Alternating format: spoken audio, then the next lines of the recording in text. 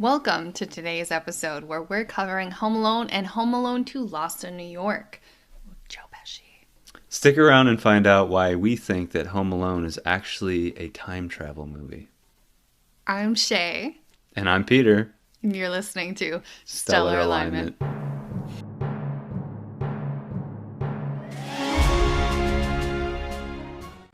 Hey there, welcome to episode 11. We're talking about two Joe Pesci movies today, Home Alone and Home Alone 2, Lost in New York, starring Macaulay Culkin, Of course. Joe Pesci, of course, Daniel Stern, Kathleen O'Hare, John Hurd, Roberts Blossom, and a cameo from John Candy in Home Alone Uno. And also Tim Curry, Rob Schneider, Dana Ivey, Brenda Fricker, and Eddie Bracken in Home Alone 2, Lost in New York. Writer, director Chris Columbus and John Hughes both being behind Home Alone 1 and 2. Yep. Both of them attached to both titles. Two huge powerhouses in the 80s and 90s. Of course, John Hughes no longer with us, but gave us, count the list. Yeah, Mr. Mom, National Lampoon's Vacations, all the Vacations. Yeah, Vacations, so European, many. Christmas Vacation. 16 Candles. All of, Breakfast Club. every teen movie from the Weird 80s Science. that you want to think of. Weird Science, yeah. Pretty in Pink, Ferris Bueller's Day Off. Mm-hmm. Uncle Buck. Some Kind of Wonderful. Yeah. Beethoven. Yep. Flubber. Getting into the 90s now. These are things that you would know. Yeah. Planes, Trains, and Automobiles. Classic.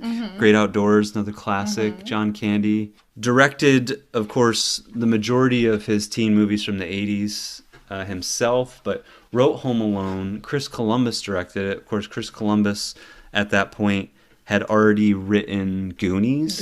Gremlins. Directed Mrs. Doubtfire. Mrs. Doubtfire. 9 Months Again. I think Home Alone was one of his first big directing jobs, and it was kind of that sprung him into doing more directing, which, we said led to the movies we just mentioned, but then eventually led to Harry Potter, Chamber of Secrets, and Sorcerer's Stone. Oh, you know the names. It's so proud of me. But I put a disclaimer in there that I prefer the latter half of... No, I prefer the two first ones. It's too fantastical. I like the older ones that are darker. I like those better. I like the big castle. It seemed elaborate and old. It's too much like a kid's movie. And it's because we know Chris Columbus is good at directing kids' movies. So nothing against that. But I like the darker tone to Harry Potter rather than the stuff that Chris Columbus did. You could probably throw in there the fact that the kids were super young and didn't know how to act in the first couple films. They got better as the movies went on, right? But a kid that does know how to act... Macaulay Culkin. Yes, yeah. Macaulay Culkin. So charming. He is. Had done Uncle Buck at that point, so I had already worked with John Hughes and John Candy, who makes a cameo in the first Home Alone. But just a cute kid. Good at monologues. Good, yeah. Knows how to read his lines, hit his mark, and... make those faces. Yeah. We felt, just like we did with Lethal Weapon 2, 3, and 4, that if we were going to pick Home Alone with Joe Pesci, that we might as well pick the sequel as well. He's in both 1 and 2. Not in all the other ridiculous sequels that I've never given my time to. Yeah, there's a lot more than I thought when we were looking this up. There's 3, 4, 5, and there's like Home Sweet Home Alone, and then... some other one where there's no number. So there's like 7, I think, in total. Just the 2. Yeah, I think once we lose Macaulay Culkin and Joe Pesci and Daniel Stern, it's like, why do we care anymore? Because like, it's the charm of a young Macaulay Culkin that just like blew America and the world away. He carried the movie. And the chemistry between Joe Pesci and Daniel Stern, and then also their dynamic playing off of Macaulay Culkin. I mean, like, you can't You really It's can't go pretty wrong great. with it. Yeah. We also have a classic, like, young Catherine O'Hare, which you've seen her, not even a comeback. She's always been around in Schitt's Creek.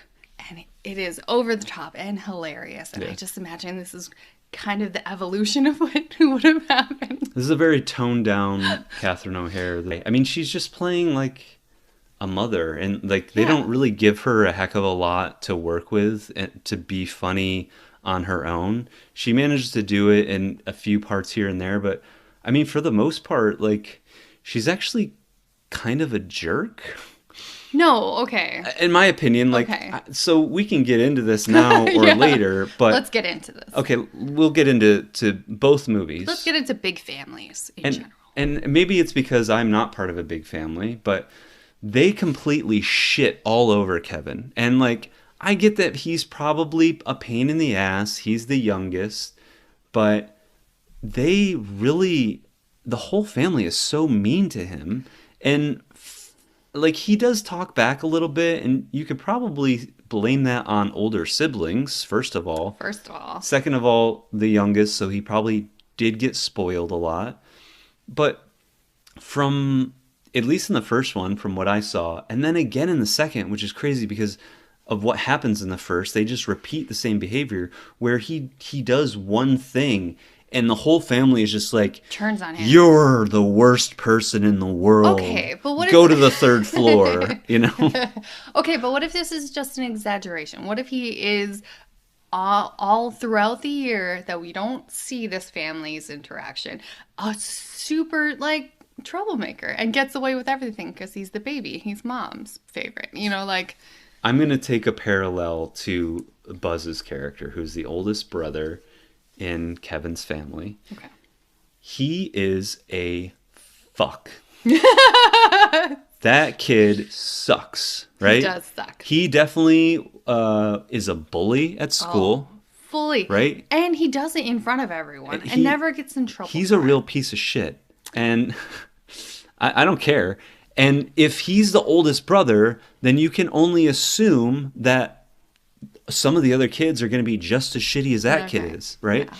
And all of these kids are raised by the same pair of parents. Yeah. So who's to blame, right? It's whatever. And like, one of the many pieces of trivia that I read on the film was when John Hughes was writing this, is he didn't want there to be any plot holes. He didn't want anybody to say like, this could never happen. How could you leave your kid at home? So he tried to work every little bit in there just to make sure that no one could break this up down and say, no, you're wrong.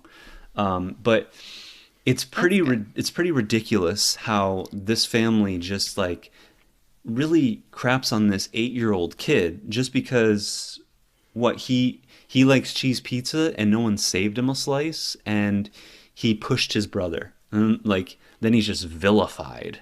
Yeah. I can see from being in a big family, I'm from a big family, I'm a big fan, where you have to hold your own with your siblings, that sort of thing. Like, I don't hold my own with my siblings. But, like, if you don't have attentive parents making sure that everything's fair, you have to sort it out with your siblings yourselves. Makes sense. Yeah. You know, you have to push back. Sure. You just have to make sure you don't get caught. Right. Very similar to this family. One of the families has 6 kids in the first movie, and then one is too old. We're misleading. I actually think that the one girl that isn't in Home Alone 2, which seems to be the oldest, she's the one that counts all of them as they get into the van in the first one. She is actually, I read this in the trivia for the second movie, the daughter of the third brother, the one that they're going to visit in France. Oh. Yeah, so that's also why she's not part of the group when they go to Florida in the second one. Okay, so it's 2 families of 5, basically. Yeah. 7. And you're a family of 5. I'm 5 kids, Yep. 2 parents. I feel like none of us would ever get left behind on a vacation. It's super difficult to do something like that. I feel like it's very difficult. How do you not... I understand that if you're rushing to catch your plane because you woke up late and you need to catch it. And of course, both movies are pre 9/11, so you know that's a whole other part of this that would completely throw this off the rails. Definitely. You're rushing to get on the plane. you're going to make sure that everyone gets on the plane. Least I was favorite lost parts? in a grocery store. I think we've all been lost in a grocery store at some point. I think everyone gets lost at a grocery store or a department store or whatever, and they call your name over the speaker. I can remember that happening numerous times when I was a kid. Oh It's what it is. They call you, an employee comes and finds you, like, are you okay? We'll find your mom. I've been on the adult side of that before, where you find a kid in the store and you're like, are you okay? We'll find your mom. Come with me. You know? It happens. It's not a big deal. This kid got left home by himself. I remember it seeming pretty awesome to me when I was a kid. I was like, I wish that this would happen to me. This would be great.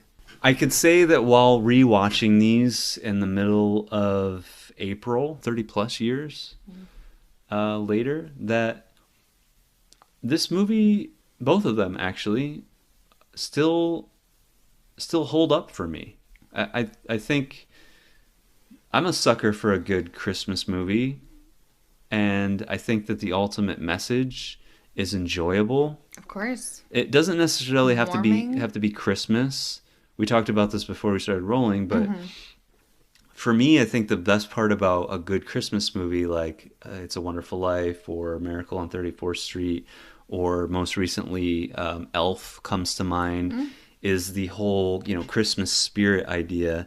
And I think we attach this idea of good, caring human nature to Christmas, and it doesn't necessarily have to be, but it's a good package to deliver it to an audience, right?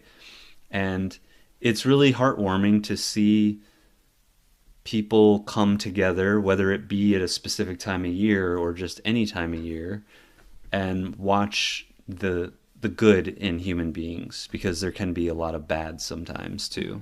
And we've covered a lot of that in a lot of our past episodes, especially with Joe Pesci. But it's enjoyable to watch it. Macaulay Culkin, he was an amazing child actor. He was such a good child actor. The concept is ridiculous, but it's hysterical. And Joe Pesci and Daniel Stern are just the right amount of over the top. And it just, if for whatever reason, it worked. It worked really, really well. Yes, it did. I have to agree. I think it was very wholesome at some point. Like, there was definitely a line where you're like, oh, this kid's a psychopath and he's trying to murder people. But they were also trying to murder him, and he won, and they just happened not to die. In the first movie, it was a little tamer. The second film got a tiny bit of blowback because a gun appears in the second one, so a little bit darker. Of course, it's New York City, so maybe they were trying to go a little darker. Maybe. But the park was very dangerous. Just imagine if, kids are as scared of the park. Yeah. Kids are also as scared of the dark. Grown men go into the park and don't come out. That's true. Just imagine if Kevin had a machine gun. Oh my God, are you kidding me? And he pulled a little John McClane. And this is why it's possible that Home Alone is actually a time travel movie. Because Kevin McAllister and John McClane are one and the same. No. Just think about this. And this is an original idea. This is stuff that I've read. And once I read it, I was like, absolutely. This movie came out only 2 years after Die Hard came out. Die Hard came out in 1988. Okay. And it's essentially the same movie. So someone was sitting around on his own. He's in this giant building that's been taken over by terrorists or thieves. And he has to set up these booby traps all around the place.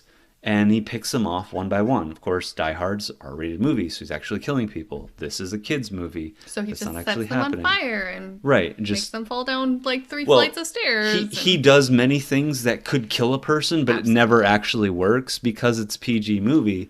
However, there's been a lot of things written out there about a lot of the traps that Kevin sets for these guys.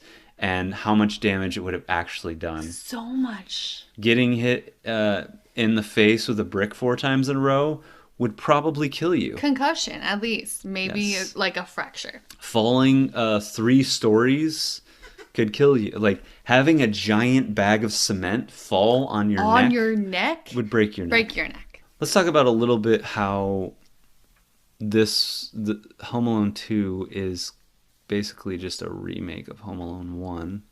Briefly, we'll talk about that. They upped the ante. And again, we can tie this back into Die Hard because it's exactly what Die Hard 2 is it's just Die Hard 1 but at an airport. So this is Home Alone 1 but in New York. It's the same thing. You even have the character that he befriends, and you get the whole Christmas spirit thing coming in. So in the first one, it's the old man. Old man who shovels snow on the sidewalks. That's his neighbor. And in the second movie, it's the pigeon lady, the homeless woman. They both help him get away from the bad guys at some point. They save him, right, in the end. They teach him a valuable lesson about, like... And he also teaches them a valuable lesson. He definitely teaches them. Because he's such a wise child. So smart for a kid. They change a few things here and there. We already touched on the fact that, he's left at the house in the first one. He's left at the airport. Well, he's left at the airport, and then he gets on a different plane in the second. He's Same thing.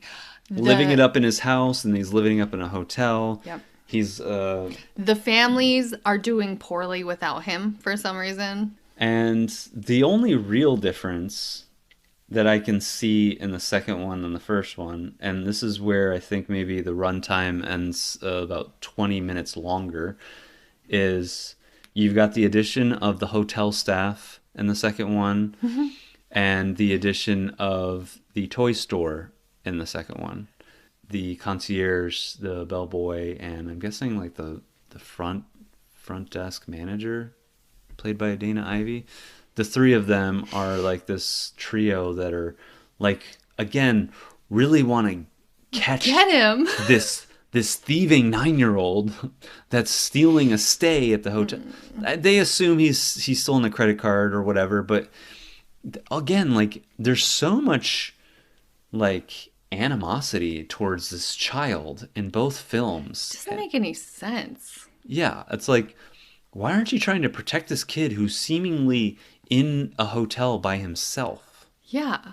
Even if he did steal a credit card, you must be wondering, like, why has this 9-year-old stolen a credit card and staying at this fancy hotel? Exactly. I think for me, the most entertaining part, and probably for most people, is the final act, which is where Kevin defends himself in the house and then in the apartment in the second film.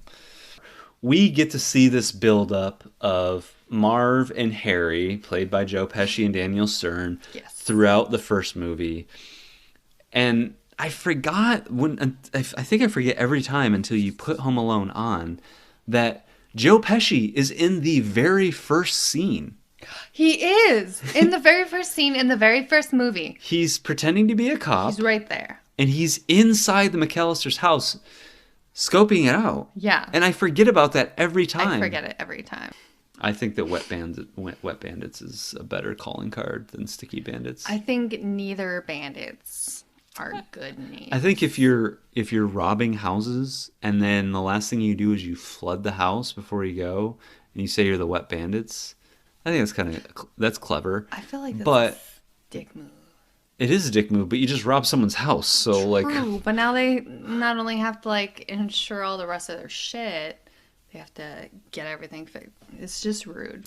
That's actually probably more insurance for the homeowner because they got robbed and they've got property damage. So they might actually be doing them a favor by destroying the house with water. Think so. No one's. But Sticky Bandits is dumb as hell. Like he puts tape on his hand and then he steals stuff with tape. That's so stupid. Is that the best that John Hughes could come up with? But we know Joe Pesci. We've talked about Joe Pesci's comedy chops in the past. We've covered a number of comedies with him so far. 8 Heads most recently, Easy Money, My Cousin Vinny. he adds a bit of comedy, whether he means to or not, in a lot of his roles. He's just very charming and a good storyteller. So, like, Yeah. things come out the way he wants you to react. You know, if he wants you to laugh, he'll tell a story to make you laugh. Yes. That sort of thing. Here, he's doing a great job. He has so many Pesciisms. Pesciisms, yes. Well, we see that classic, like, whoop, Whoop! in the air, and that's like actually Feet over the head. the second episode. My cousin Vinny, I was talking about this part where he's in the car, it's not moving, he slides in the mud. Gets out and does one of these, feet up overhead Feet up thing. over the head, slides in the mud. It totally reminded me of Home Alone, and we saw that so many times. And I'm assuming it's the same stunt person. I Being hope so. all around those early 90s, it's probably the same guy filling in for him. But classic. And of course, all of the stunts that happen are pretty hilarious. I don't think there's anything better than Daniel Stern's just balls out screams that happen in both movies. Obviously, more than a few times in the second, because you always got to up the ante. Mm-hmm. There's also nothing better than Pesci's holding back cursing, because we know that Joe Pesci swears a lot, and he ad-libs a lot too. Yes. And based off of last week's Goodfellas, we know that the script rose from about 70 F words up to around 300, and more than half of those were Pesci's, right? So Chris Columbus had to speak to Pesci, and just to make sure, is like, instead of saying fuck, say fridge. So there's a lot of times in the movie where you just get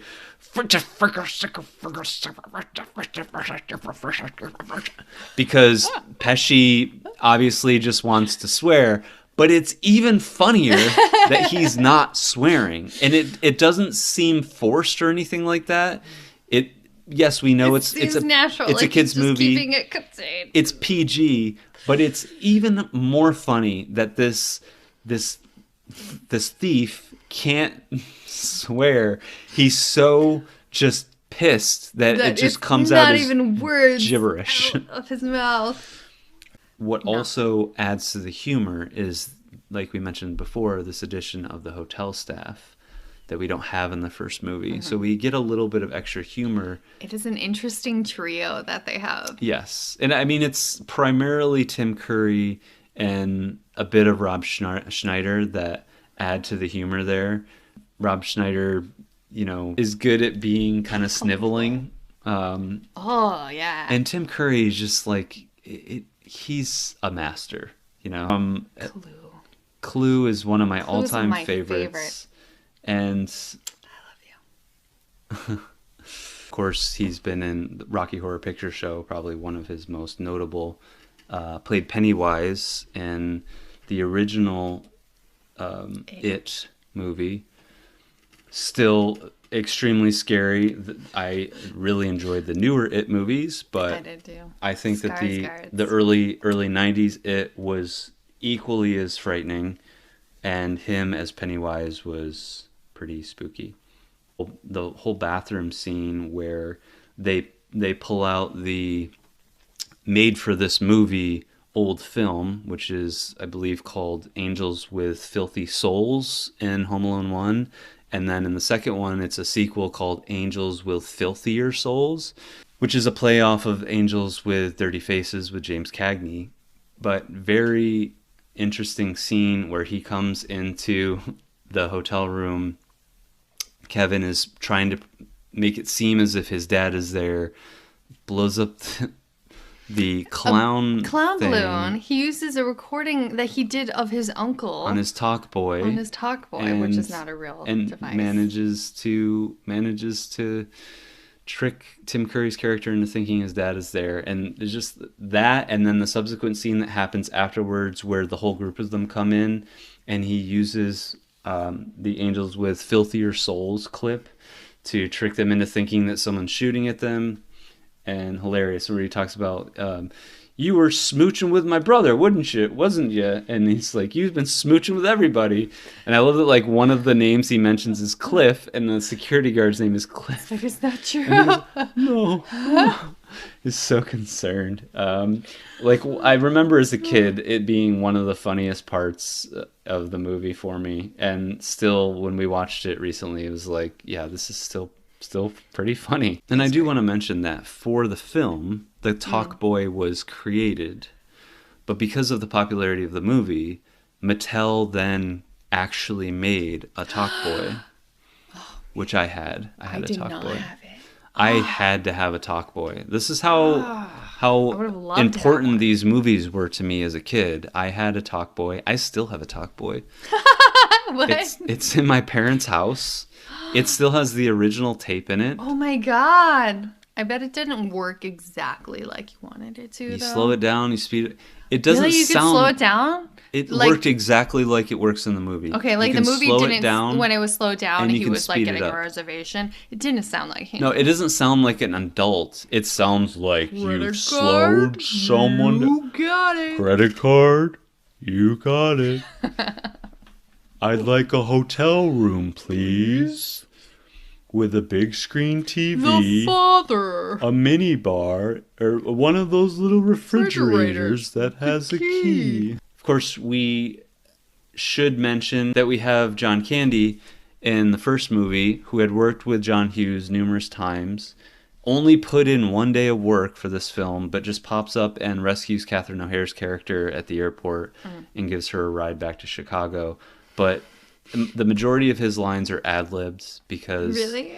John Candy's a comedy genius.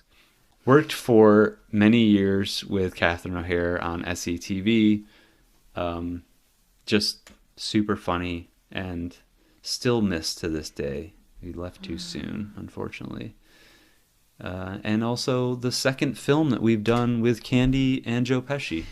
Yeah. Of course, no screen time in this or JFK. Like, none together. But another tie-in there, which is kind of fun. Yeah. All in all, I think that Home Alone still holds up for me, and I think it's enjoyable to watch. And I'm not gonna lie, every few years around Christmas time, I do watch at least Me the too. original I one. love it. I'm so excited for my nieces to get a little older, and then I can And have an excuse to maybe rewatch appreciate it. Yes. I think in a little more laid back viewing for us rather than doing, something like JFK or Raging Bull or Goodfellas, something that feels like it really needs your attention and that also feels like we should really kind of dissect. This is just a fun holiday family movie that we get to just watch and enjoy and talk about stuff that we really liked about it. I'm glad we rewatched these. We should rate this bitch. We should. So let me go through IMDb first. Okay. Or let's do Home Alone original. Let's do Home Alone. What do you have on IMDb and Rotten Tomatoes? IMDb is 7.7. Mm-hmm. Rotten Tomatoes had it at a 66 for the tomato meter, which is a little above average, but audience score was 80%. So it was definitely a fan favorite. Makes sense. Yeah, I think so as well. I mean, looking back at it now, I think I would rate it even higher just compared to some other movies that don't quite make that bar. But it was up against other Christmas movies, so I understand. Home Alone 2, Lost in New York. IMDb gave it a 6.8, so a little smaller. Rotten Tomatoes gave it a 35, which is not good. But the audience score was 62%. So I think that I'm probably going to give this movie a 4. And the only reason I'm going to give it a 4 tentatively for now is because I only have a 3 and a 4 left to dish out for our ratings. But it could change. I'm going to give Home Alone's a 9. Wow, way up there. Yeah. Okay. I smiled the whole movies, like both of them. I giggled at a bunch of things. Yeah, I did too. I laughed a lot. I went, laughed out whoo, loud. when like things fell I on the laughed out loud robbers. a couple times, yeah. And we have one more comedy that we are going to dive into next week with Joe Pesci, The Super. I'm glad that we're coming on one that at least one of us haven't seen. This will be, I think, another, laid-back viewing for this one, but interested to see what you think. This is a movie my dad just randomly introduced me to as a kid, and I thought it was pretty funny. Probably after Home Alone, so I'd already kind of knew who Joe Pesci was. Of course, this is before I saw any of Pesci's, quote unquote, finer work. Sure. Once I got older and was able to watch stuff like that. Older stuff, yeah. But interesting movie. And, it's kind of a fun one to end our series on. So next week is episode 12, and it is our last episode covering the films of Joe Pesci here on Stellar Alignment. Next week, I think we'll take a look at all of our ratings, and we'll really decide if what we've given our past episodes is going to stick and be set in stone. I know that you're all anxious to find out what you're super excited our final ratings are from 1 to 12 for each one of these 12 episodes. Yeah, I'm excited to jump into that too and give Joe Pesci a sign-off. We'd also love to hear your ratings in the comments somewhere. Rate each of the movies we've watched in order out of 1 through 12. 12 being the highest and 1 being the lowest. I would love your opinion. See how we match up. See how we like things. Interesting to hear other people's perspectives. We're just two people. We tend to agree on most of what we talk about on here, but not always. I gave today's episode a 4, and I gave it a 9. Gave it a 9, so there's a little bit of a difference. But you have been copying me the last few episodes, so it's good that we're on a different page for a change. I haven't been copying you. I've had opinions similar to you. It's just I happen to go first every time. God. So thank you for joining us today. Leave us a comment about what you felt about Home Alone and Home Alone 2 Lost in New York, or any of the other episodes. And hit us up on social media. You can find us on Instagram, TikTok, Facebook, and Twitter at Stellar Alignment Podcast. And yeah, we're home alone right now, so we're going to go get something to eat, hopefully. We should set some traps by the windows. Maybe we'll catch a mouse. Or a Pesci. Okay, bye. Okay, bye.